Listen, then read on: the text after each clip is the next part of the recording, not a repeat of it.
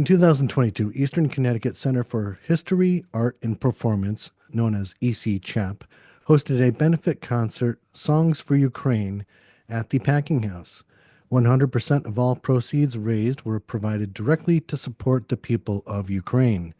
Unfortunately, the war started by Russia still wages on, and EC-CHAP is offering a second benefit concert, Songs for Ukraine 2, featuring outstanding performances by five past Connecticut state troubadours, including Kayla Farnham, Kate Callahan, Lara Herscovitch, Pierce Campbell, and Thomasina Levy. Again, 100% of all proceeds generated through ticket and merchandise sales, donations, sponsorships, and raffle will be forwarded to EC Chap's partner, Direct Relief, for distribution to Ukraine. And if you are unable to attend the event, the Packing House is accepting donations online at thepackinghouse.us. And today with me, I have Lara Herscovitch. Hello, Lara. Hi there. Thank you for having me. I'm happy to be here. I'm very excited to get a chance to speak with another Connecticut State troubadour. I'm also, in addition to my college radio show, I do a show called the New Music Alliance Radio Hour, which is syndicated on nine radio stations across Western New England. And we've played your music before. In fact, we had a special guest recently, Kayla Farnham, as our special guest, and she added Highway Philosophers to our playlist, and I love that song. It was Thank you. amazing. She noted that you both have backgrounds in social work and that you sometimes bring that into your songwriting. Can you give us an example of that? Hmm. Yeah, there's definitely a through line, which I would just say is about really resonant with the American folk music community and global folk music community in general, which is really about the heart of um, the heart of connection, the caring about other people, lifting up stories that aren't necessarily told in the mainstream. I focused in my, and continue to, in my social work career on so called macro social work. So I've always been in the policy planning, community organizing, that side of the field. It's never been direct one-on-one clinical work. Um, and so yeah, that shows up in songs very specifically. The most recent album, well, even really the most recent song. So since the album Highway Philosophers, I released a single entitled Italian Balconies. Yeah. Since our topic today, we're moving, across the ponds, and Italian Balconies is a song about connection through music. It's about helping other people in general. It's about knowing your neighbor and lifting your neighbor up, and inspired originally by 5 days after lockdown or 4 days after lockdown in Italy. They were the first country to nationwide lockdown, I believe, in Western Europe. And 4 days later, people opened their windows and stood on their balconies to sing. Mm, And it really just changed me. So I think to write from the perspective of having training in social work, professional social work, or just honestly having approaching music with an open heart and an open soul and spirit and mind, is to notice what's going on around us and to try to, pardon the cliche, but leave it better than we found it, and let music raise awareness, open hearts, open minds, and build bridges between people, which is, I believe, what this benefit is also doing. absolutely. I imagine working closely with people gives you kind of a deeper understanding of human nature. And I'm kind of envious of how much you've traveled the world and you've been able to see for yourself, like people from different parts of the world and their culture and immerse yourself within that culture. Yeah, I've And been very fortunate in that way. And not just the differences between us, because those are all real and beautiful and sometimes troubling, but also the common threads of connection. So, including music. Like I remember the very first trip I took for Save the Children when I was doing international development and education work. I was in the Philippines and I was as lonely as I can imagine ever possibly being. I was staying in someone's apartment by myself. I mean, it was the holidays, it was Christmas and then New Year's, and wow, it was a really difficult moment, and I went to a gathering and someone pulled out a guitar, and it changed everything. It just immediately connected all of us in that space, even across Mm. language, across age, across gender, across all of the differences, across race, across ethnicity. And it really, I've been able to see, yes, all the uniqueness of the world and the challenges of the world and the challenges that people are facing. I mean, imagine the challenges that the people of Ukraine are facing right now. And also to see the commonalities of how we heal and how we, turn to each other when times get tough. And so, yeah, I've been very fortunate in that way. Mm. I wanted to mention Italian balconies. I think it's really cool that you were able to make that observation. How people just kind of went out on their balconies and started playing music during a time of crisis like that. You were able to witness something most people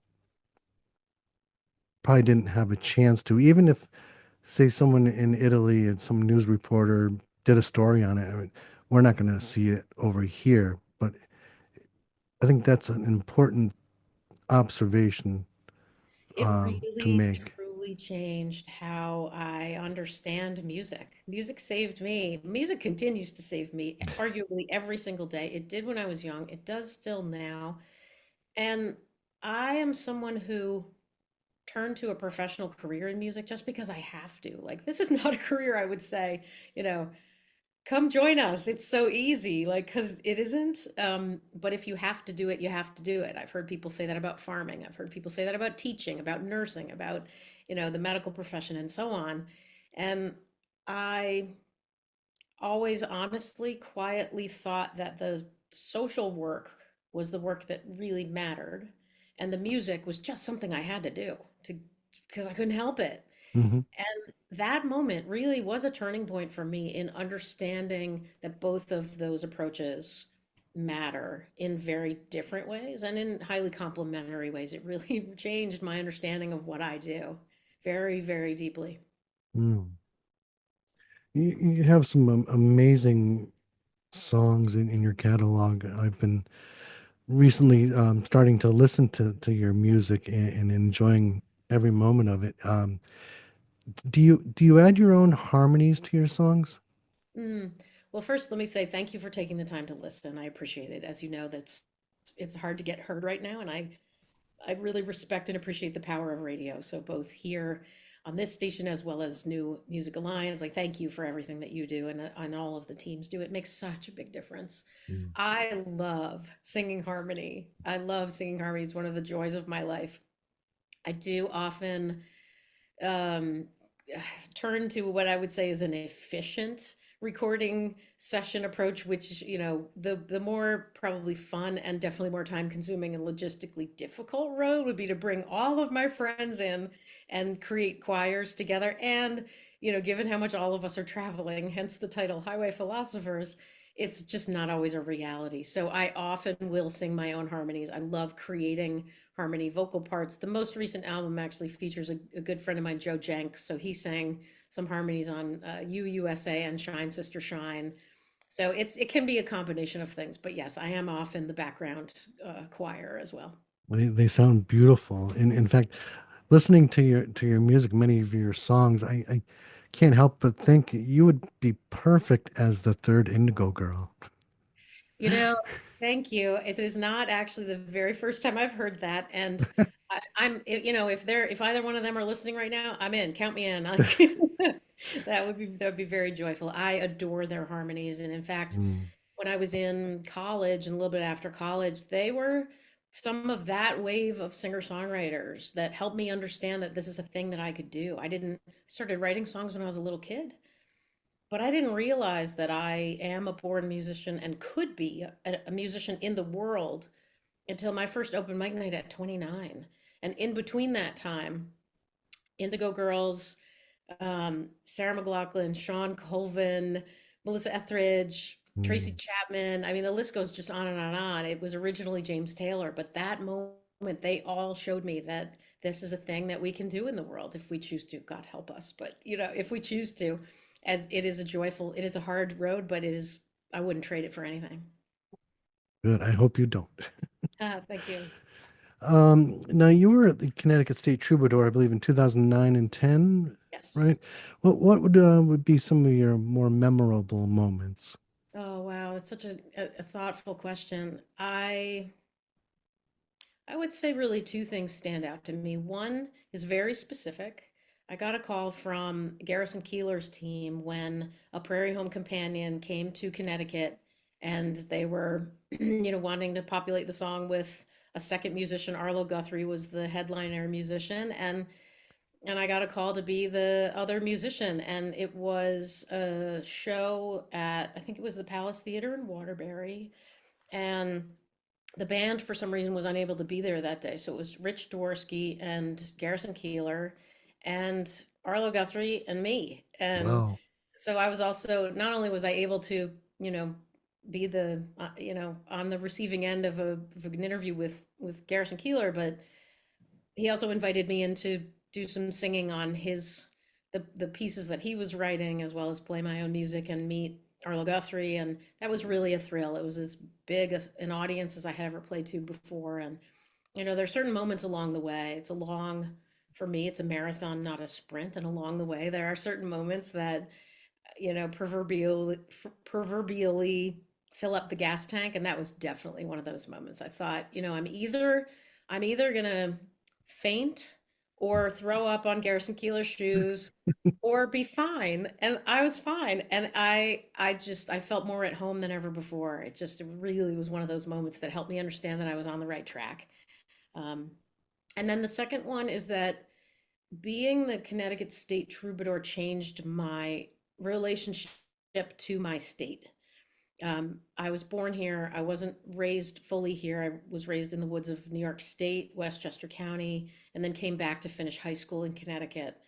And I always like the state, lots of things I love about the state.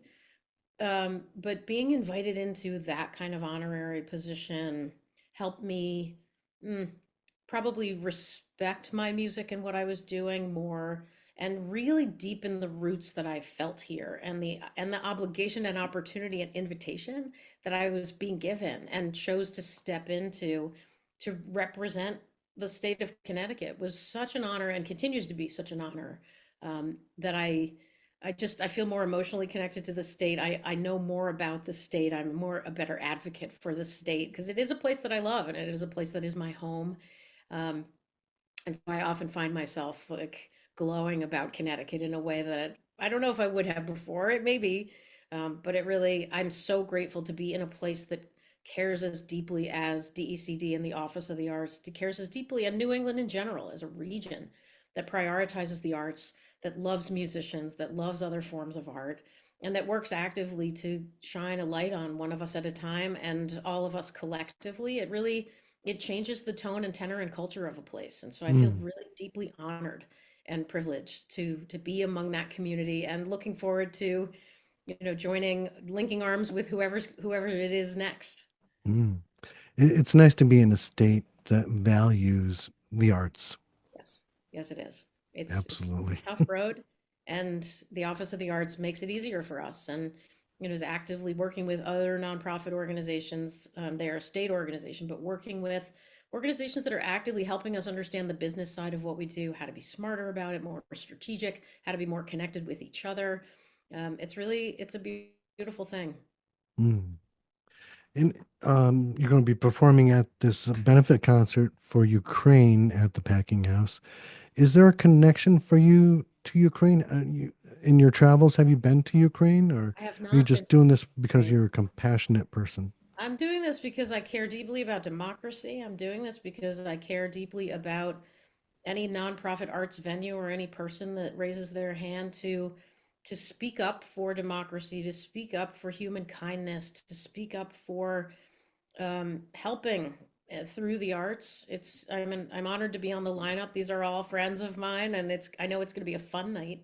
And I appreciate people who show up to support helping other people in their time of need. We all take our turn We did a fundraiser for CT Folk a couple nights ago, and we concluded, it's possible that we might conclude with this actually at the packing house, but we concluded with Lean on Me, and this idea Wow. of like, lean on me when you're not strong and I'll be your friend. I'll help you carry on, for it won't be long. We don't do it for enlightened self-interest, I hope. I hope we just do it out of the kindness of our hearts and minds.